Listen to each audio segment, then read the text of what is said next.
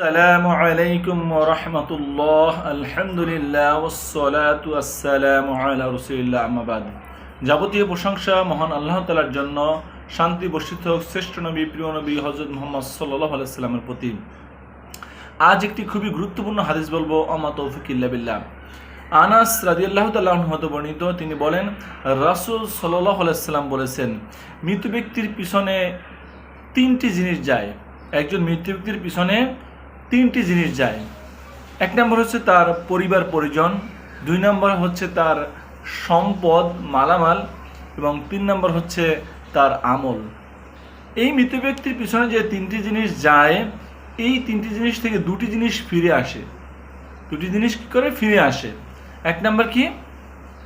তার পরিবার পরিজন, তাকে দাফন করার পরে ফিরে আসে। তার মালামাল, অর্থ সম্পত্তি, যা জীবনে সে অর্জন করেছে সব কিছু ফিরে আসে, কারণ এগুলো তার পরিবার পরিজনরাই ভোগ করে। শুধুমাত্র একটা জিনিস তার সাথে থেকে যায়, তা হচ্ছে তার আমল। পৃথিবীতে তিনি কি আমল করেছেন, ভালো আমল না খারাপ আমল, এই দুটি তার সাথে যায়। ভালো আমল করলেও তার সাথে যাবে, খারাপ আমল করলেও তার সাথে যাবে। আমরা এই পৃথিবীতে প্রচুর অর্থ সম্পত্তি অর্জন করি অবৈধ উপায়ে, বিদেশে 200-300 বাড়ি বানাই, অথচ মানুষের থাকার জন্য একটা বাড়ি যথেষ্ট। অথচ দুর্নীতি করে করে কোটি কোটি কোটি হাজার কোটি টাকা আমরা উপার্জন করি, অথচ এগুলো যে কোন কাজে লাগে সেটাও সে জানে না। তার কত সম্পত্তি আছে সেটাও তারা জানে না।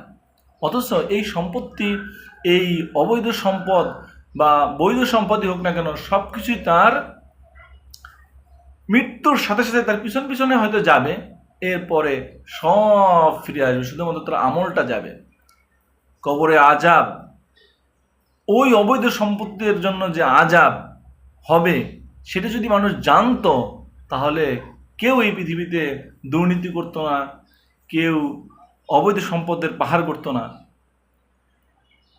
আসলে আমরা একদিন বুঝতে পারবো, সেই দিন বুঝে কোনো লাভ হবে না। আল্লাহ তাআলা আমাদের সেই দিনকে জাহান্নামের আগুনে পোড়াবে।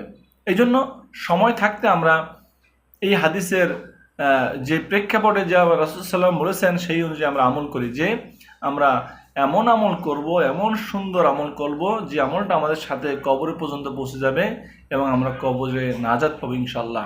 মহান আল্লাহ তাআলা আমাদের সকলকে সঠিক বুঝ দান করুক। আমিন। আসসালামু আলাইকুম ওয়া রাহমাতুল্লাহি ওয়া বারাকাতুহু।